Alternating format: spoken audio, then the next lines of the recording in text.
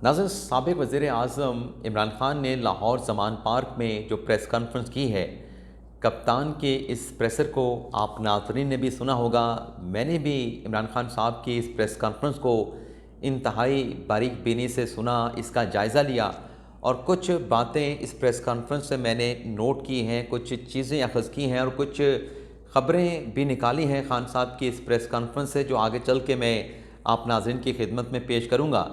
लेकिन नाज़रीन, कप्तान की इस प्रेस कॉन्फ्रेंस से बज़ाहिर ऐसे लगा कि जैसे गंगा जो है वो उल्टी बहने लगी है, क्योंकि पिछले 24 से 48 घंटों में ख़ान साहब ने जितनी बातें की, ख़ान साहब ने जो बयानिया दिया, जो बयानिया ख़ान साहब की जानिब से तराशा गया और जो ख़ान साहब के मुतालबात थे पिछले 24 से 48 घंटों में, ख़ान साहब की आज की ये प्रेस कॉन्फ्रेंस पिछले 24 से 48 घंटों में की गई ख़ान साहब की बातों के साथ, ख़ान साहब के बयानिए के साथ और ख़ान साहब के मुतालबात के साथ जो है वो मुताबिकत नहीं रखती थी। अब ये क्या मामला है आज की प्रेस कॉन्फ्रेंस में और पिछले 24 से 48 घंटों में ख़ान साहब की बातों में क्या डिफरेंसेस थे, वो भी आगे चल के आप नाज़रीन को हम बयान करेंगे। और ख़ान साहब ने आज की इस प्रेस कॉन्फ्रेंस में नाज़रीन नए आर्मी चीफ़ की तारीफ़ भी की है। और जब ख़ान साहब नए army chief general Asim Munir की तारीफ़ कर रहे थे तो बज़ाहिर ये तासुर भी मिला कि ख़ान साहब नए आर्मी चीफ़ से मुतल्लिक़ किसी गलत फ़हमी का शिकार हो गए हैं। अब वो गलत फ़हमी ख़ान साहब को क्या हुई है उस पर भी हम आगे चल के बात करेंगे। लेकिन इससे पहले नाज़रीन, दो बड़ी अहम ख़बरें हैं। एक ख़बर जो है वो एक बड़ी शख्सियत लंदन की जानिब रवाना होने जा रही है, उस पर हम बात करेंगे। और एक बड़े इदारे की बड़ी शख्सियत की तरफ से army chief general Asim Munir साहब को एक चैलेंज दिया गया है। वो चैलेंज क्या है और वो बड़ी शख्सियत कौन है जिन्होंने ये चैलेंज नए आर्मी चीफ़ को दिया है, तो ये दो ख़बरें सबसे पहले आपके साथ शेयर करेंगे। बड़ी शख्सियत नाज़रीन जो लंदन रवाना हो रही हैं वो नाज़रीन चौधरी शुजात हुसैन साहब हैं।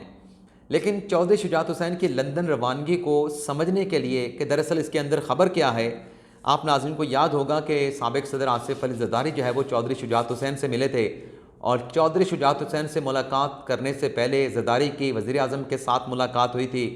और फिर जब ज़रदारी ने चौधरी शुजात हुसैन के साथ मुलाकात की तो फिर दोबारा ज़रदारी साहब ने आके वज़ीर आज़म शहबाज शरीफ के साथ मुलाकात की और इन 3 मुलाकातों के बाद फिर प्राइम मिनिस्टर ऑफिस में वज़ीर आज़म शहबाज शरीफ के साथ चौधरी शुजात हुसैन की मुलाकात हुई थी। और फिर परवेज़ इलाही साहब के और चौधरी शुजात हुसैन साहब के राब्ते भी बहाल होने की ख़बरें सामने आई थीं। और गुज़िश्ता रोज़ जो है वो चौधरी शुजात हुसैन के बेटे चौधरी सालक हुसैन की लंदन में नवाज शरीफ के साथ मुलाकात हुई थी। तो आज की खबर ये है कि कल की मुलाकात में चौधरी सालक हुसैन ने अपने वालिद चौधरी शुजात हुसैन का पैगाम जो है वो नवाज शरीफ को पहुँचाया। और ख़बर यह है कि अब इस मुलाकात के बाद चौधरी शुजात हुसैन जो है वो उनकी लंदन रवानी का इम्कान है और वो लंदन में जाके नवाज शरीफ के साथ मुलाकात करेंगे। अब ये मुलाकात किस सिलसिले में हो रही है, बजाय इसके कि मैं कोई अंदाज़ा लगाऊँ, मैं कोई ख़बर आपके साथ शेयर करूं, मैं यकीन के साथ कह सकता हूं कि आप नाज़रीन इतने बाशऊर हैं कि लंदन में होने वाली इस मुलाकात का मकसद क्या है, पसे पर्दा इसके मकासद क्या हो सकते हैं। अगली ख़बर नाज़रीन, सुप्रीम कोर्ट के जस्टिस मंसूर अली शाह जो कराची में बार के एक इशाइया में शरीक थे, वहाँ पर उन्होंने ख़िताब करते हुए नए army chief general Asim Munir साहब को उनसे एक चैलेंज जो है वो चैलेंज की उम्मीद उन्होंने लगाई है। मंसूर अली शाह साहब ने आज स्टेटमेंट दिया है कि हम अपने इदारे को ठीक करेंगे। यानी सुप्रीम कोर्ट का जज कह रहा है कि हम अपने इदारे को ठीक करेंगे, इसका मतलब यह है कि इदारा ठीक नहीं है। तो जज साहब, सुप्रीम कोर्ट के सीनियर जज हैं मंसूर अली शाह साहब, वो ये कह रहे हैं कि हम अपने इदारे यानी अदलिया को ठीक करेंगे। लेकिन उम्मीद का इजहार किया जस्टिस मंसूर अली शाह साहब ने कि नए जो आर्मी चीफ़ हैं वो अपने इदारे को भी ठीक करेंगे। और साथ में मंसूर अली शाह साहब का नाज़रीन ये भी कहना था कि अदलिया में 10 साल की प्लानिंग होनी चाहिए, लेकिन फ़िलहाल ऐसी कोई प्लानिंग जो है वो अदलिया में मौजूद नहीं है। इस प्लानिंग का अदलिया में जो है वो फुकदान पाया जाता है। सो मोटो के अख्तियार के हवाले से जस्टिस मंसूर अली शाह ने कहा कि ये एक ऐसा अख्तियार है जिसे बड़ा ही केयर के साथ, बड़ी एहतियात के साथ, बड़े ध्यान के साथ जो है वो इस्तेमाल करना होगा।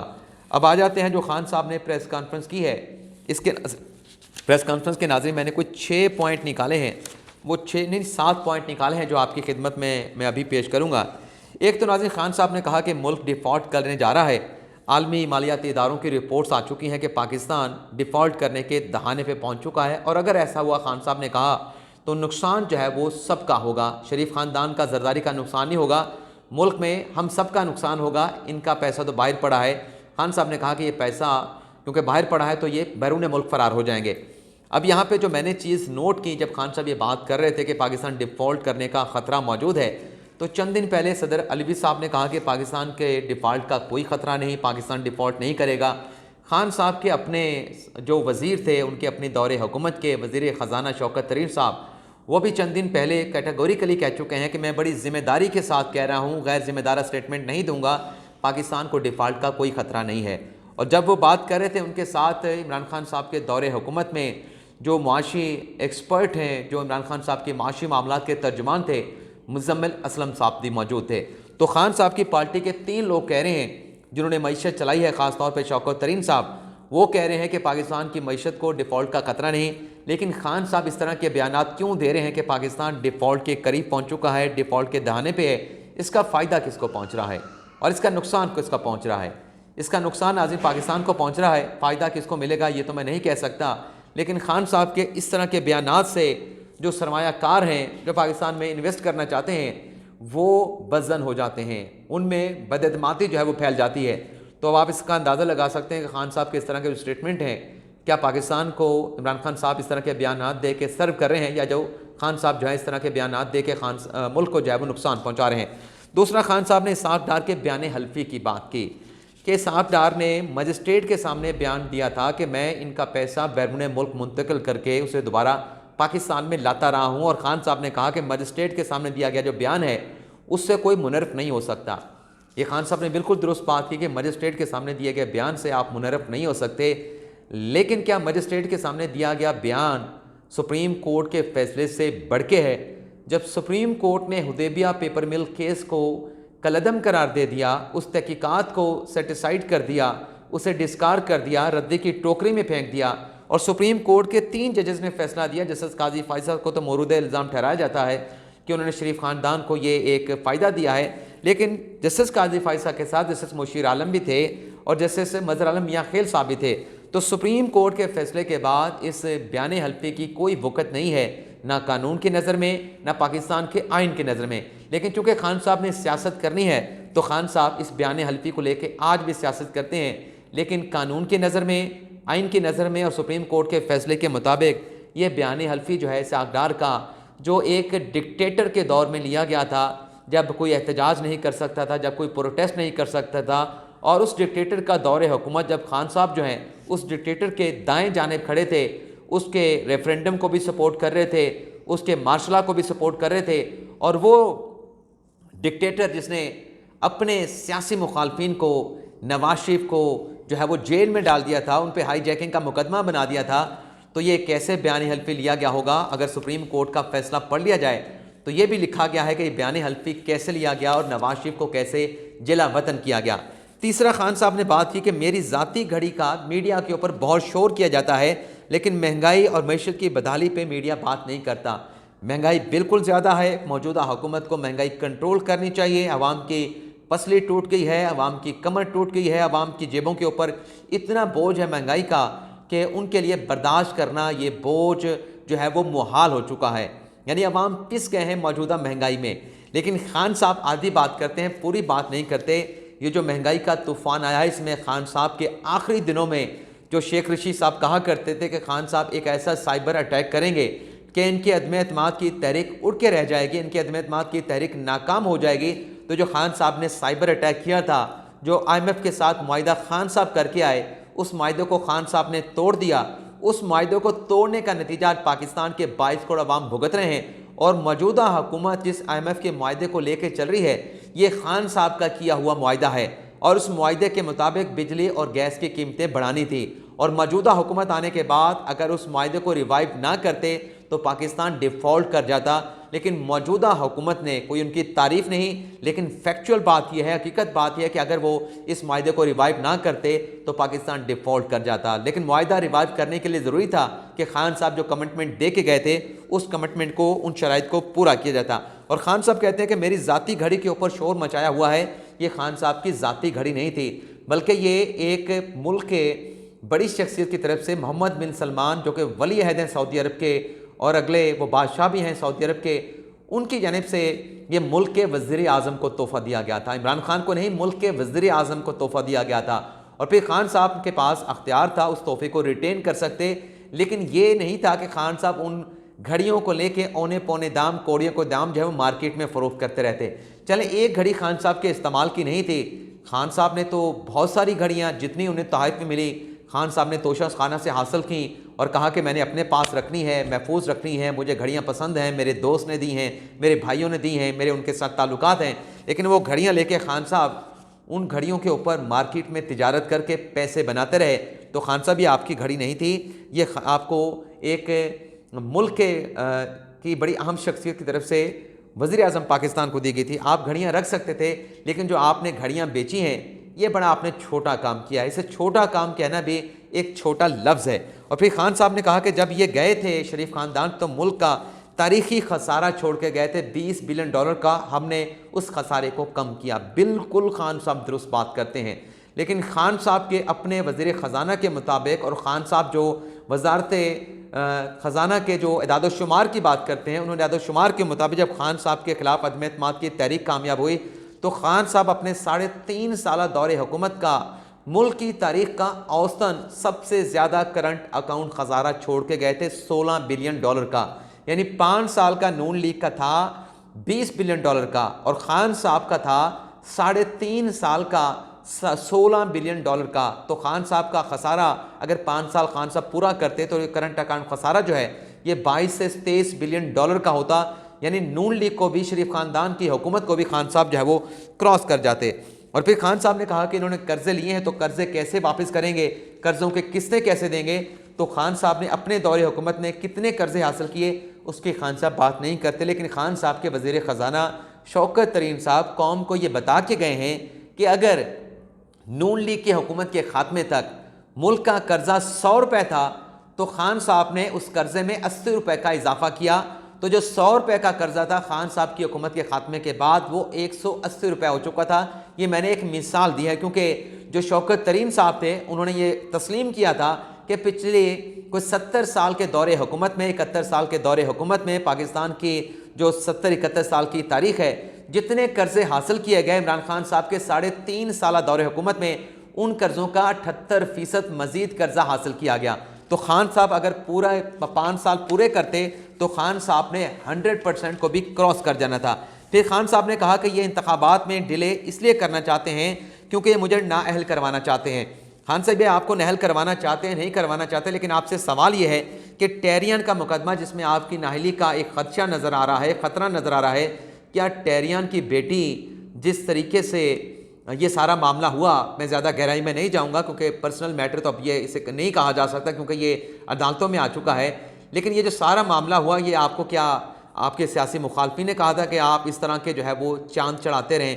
اور پھر جو توشہ خانہ کے تحائف آپ نے حاصل کیے، اونے پونے فروخت کیے، اس میں سوال کیا ہے کہ اس کی جو مالیت ہے کیسے لگوائی گئی، کیسے فروخت کیا گیا، کس کو فروخت کیا گیا، کتنے میں فروخت کیا گیا، مالیت کم لگوائی گئی، زیادہ لگوائی گئی؟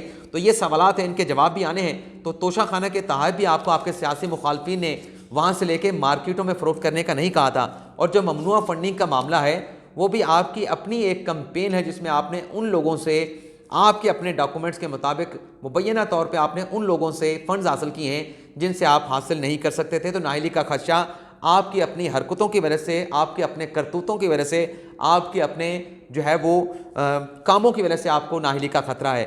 خان صاحب نے کہا کہ یہ ڈیلے اگر الیکشن ہوگا تو ملک میں استحکام نہیں آئے گا کیونکہ ملک میں سیاسی عدم استحکام ہے، اور سیاسی عدم استحکام کی وجہ سے ملک جو ہے وہ معاشی عدم استحکام کا شکار ہے۔ خان صاحب آج اگر آپ بیٹھ جائیں نا آرام سے، بے شک اپنی سیاست کریں، اپنی پارٹی کی کمپین کریں، لیکن یہ جو آپ نے ادھم مچایا ہوا ہے اس ادھم کی وجہ سے، کیونکہ آپ گفتار کے تو غازی ہیں، اس کے علاوہ حکومت آپ سے چلتی نہیں تھی، آپ کے اپنے لوگ بتاتے ہیں کہ آپ سے حکومت نہیں چلتی تھی، آپ کے پاس حکومت کا تجربہ نہیں تھا، لیکن اگر آپ آرام سے بیٹھ کے اپنی سیاسی کمپین چلا لیں، بے شک اگلا الیکشن 8 ماہ کے بعد ہو تو ملک میں سیاسی استحکام بھی آ جائے گا، معاشی استحکام بھی آ جائے گا۔ سیاسی استحکام اور معاشی استحکام کی اگر کوئی بندہ کوئی وجہ بنا ہوا ہے تو وہ خان صاحب آپ ہیں، کیونکہ آپ ایکسیپٹ نہیں کر رہے کہ آپ عدم اعتماد آئینی طریقے سے آپ کے خلاف آیا ہے۔ پھر خان صاحب نے کہا کہ انہیں این آر او دیا جا رہا ہے. ایک N R O Pervez Musharraf نے دیا, دوسرا این آر او جو ہے وہ ایک طاقتور شخصیت نے دیا, اس کا نام نہیں لیا خان صاحب نے آج. اور پھر خان صاحب نے کہا, جو خان صاحب کی باتوں میں کنٹراڈکشن آتی ہے, خان صاحب نے کہا کہ جب طاقت میں آپ تھے تو انہوں نے این آر او دیا, یعنی جو طاقت میں تھا اس نے این آر او دیا. اب 24 سے 48 گھنٹے پہلے ایک تو خان صاحب نے کہا تھا کہ جو میں باس نہیں کہتا تھا سابق آرمی چیف کو, وہ تو وزیر اعظم کے ماتحت ہوتا ہے. تو جب آرمی چیف آپ کے ماتحت تھا تو جنرل قمر جاوید باجوہ ان کو کیسے این آر او دے رہے تھے؟ اور پھر اس کے ساتھ ساتھ آپ خان صاحب نے یہ بھی کہا کہ ہم نے ان کے خلاف کوئی مقدمہ نہیں بنایا ماں سوائے شہباز شریف کے خلاف جو مقدمہ بنا. اب شہباز شریف کا مقدمہ چھوڑ کے رانا ثناءاللہ کا مقدمہ عمران خان صاحب کے دور حکومت میں بنا. اگر باجوہ صاحب نے این آر او دینا تھا تو ان کے خلاف مقدمہ نہ بنتا. خواجہ آصف کے خلاف مقدمہ بنا, احسن اقبال کے خلاف بنا, مفتاح اسماعیل کے خلاف بنا, مریم نواز کے خلاف مقدمات بنائے گئے. ایف آئی اے میں نون لیگ کے لوگوں کے خلاف مقدمات کا Bashir Memon D G F I کو کہا گیا, لیکن اس نے انکار کر دیا. اس کے علاوہ پاکستان پیپلز پارٹی کے خلاف بھی مقدمات بنائے گئے. اگر جنرل قمر جاوید باجوہ ان کو این آر او دے رہے تھے تو پھر یہ مقدمات بھی نہ بنتے. یہ تمام مقدمات آپ کی ایما پہ نیب اور ایف آئی اے میں بنائے گئے. اور پھر خان صاحب نے ان سے ایک سوال ہوا, یعنی خان صاحب جیسے میں نے کہا کہ گفتار کے تو غازی ہیں, لیکن خان صاحب کی خبری کا یہ عالم ہے کہ ان سے پوچھا گیا سوال پریس کانفرنس میں کہ شہباز گل پہ جو مقدمہ درج ہوا اس میں کون انوالو ہے, اگر پنجاب کے وزیر اعلیٰ انوالو نہیں. تو خان صاحب نے کہا کہ میرے علم میں نہیں کہ اس کے پیچھے کون ہے, میں پتہ چلاؤں گا کہ شہباز گل کے خلاف جو لاہور میں مقدمہ درج ہوا ہے وہ کس کی ایما پہ درج ہوا ہے. تو خان صاحب کتنے باخبر ہیں اس کا پھر آپ اندازہ لگا سکتے ہیں. معیشت پہ بات کرتے ہیں, بہت بڑی بڑی باتیں کرتے ہیں. 7واں پوائنٹ ناظرین, خان صاحب نے کہا کہ ہم نئے سیٹ اپ سے امید لگا کے بیٹھے ہیں, یہ نئے آرمی چیف سے امید لگا کے بیٹھے ہیں. نیشنل سیکیورٹی کے ادارے دیکھیں کہ ملک میں کیا ہو رہا ہے. اب سوال یہ ہے کہ خان صاحب کل کے اور پرسوں کے انٹرویو میں کہہ رہے تھے کہ موجودہ آرمی چیف کو ہم صرف ان سے یہ چاہتے ہیں کہ نیوٹرل ہو جائیں, اگر نیوٹرل ہونے کا فیصلہ کیا ہے تو نیوٹرل رہیں. اور کہہ رہے تھے کہ پرائم منسٹر کے ماتھے تو ہوتا ہے آرمی چیف, تو آپ پھر نئے سیٹ اپ سے کس بات کی امید لگا کے بیٹھے ہیں؟ ملک کا وزیر اعظم تو شہباز شریف ہے اور وہ آرمی چیف جو ہے ان کے ماتحت ہے. اور پھر آپ کہہ رہے ہیں کہ نیشنل سیکیورٹی کے ادارے ملک کی حالت کو دیکھیں. سیکیورٹی کے اداروں کا کام ملک کا دفاع کرنا ہے, معیشت چلانا چیف ایگزیکٹو کا, ان کی وفاقی کابینہ کا کام ہے. تو پچھلے 2 دنوں میں خان صاحب نے جو بیانیہ بنایا اس کی خان صاحب خود ہی نفی کر رہے تھے. اور پھر خان صاحب سے ایک سوال ہوا جس کا جواب خان صاحب جو ہے وہ گول کر گئے کہ آپ فوج کو مداخلت کی بات کریں, کیا آئین میں اس بات کی گنجائش موجود ہے؟ تو خان صاحب نے اس سوال کا جواب نہیں دیا. خان صاحب نے کہا کہ جو سندھ ہاؤس میں منڈی لگی ہوئی تھی, جو ارکان کو خریدا جا رہا تھا, کیا وہ آئین کے مطابق تھا, یا جو این آر او 2 دیا گیا ہے کیا وہ آئین کے مطابق ہے؟ تو خان صاحب سے میرا یہ سوال ہے کہ اگر این آر او 2 دیا گیا ہے تو آپ جائیں کسی عدالت میں جا کے این آر او 2 کو چیلنج کریں. اگر آپ سمجھتے ہیں کہ عدالتیں کسی کے کہنے کے اوپر فیصلے کر رہی ہیں تو آپ اس کو چیلنج کریں, سپریم کورٹ کے سامنے جا کے چیلنج کریں. اور جو ارکان خریدے گئے, آپ کہہ رہے ہیں کہ سندھ ہاؤس میں منڈی لگائی گئی, اس کا آج تک آپ نے کوئی ثبوت نہیں دیا. آپ نے امریکی سازش بنائی, امریکی سازش کے بیانے سے آپ پیچھے ہٹ گئے. اور پھر خان صاحب نے آخر میں عاصم منیر صاحب کی تعریف بھی کی کہ ہم انہیں وقت دینا چاہتے ہیں اور امید کرتے ہیں کہ وہ امر بالمعروف کے ساتھ چلیں گے. تو سوال یہ کہ خان صاحب یہ سمجھ رہے ہیں کہ کیا آرمی چیف اس وقت جو ہے وہ راہ راست پہ نہیں ہے, جو خان صاحب یہ امید لگا رہے ہیں کہ وہ راہ راست پہ چلیں گے. اور یہ خان صاحب کی غالباً غلط فہمی ہے کہ آرمی چیف جو ہیں عاصم منیر صاحب وہ بائی بک چلنے والے لوگ ہیں, بائی بک چلنے والے آرمی افیسر ہیں. ڈسپلن کے ساتھ, آئین کے مطابق, قانون کے مطابق جو سیدھا راستہ ہے وہ اس پہ چلیں گے. لیکن اس سیدھے راستے میں اگر کسی نے ٹانگ اڑانے کی کوشش کی تو اس کی ٹانگ کی خیر نہیں ہوگی. اجازت چاہتے ہیں. اللہ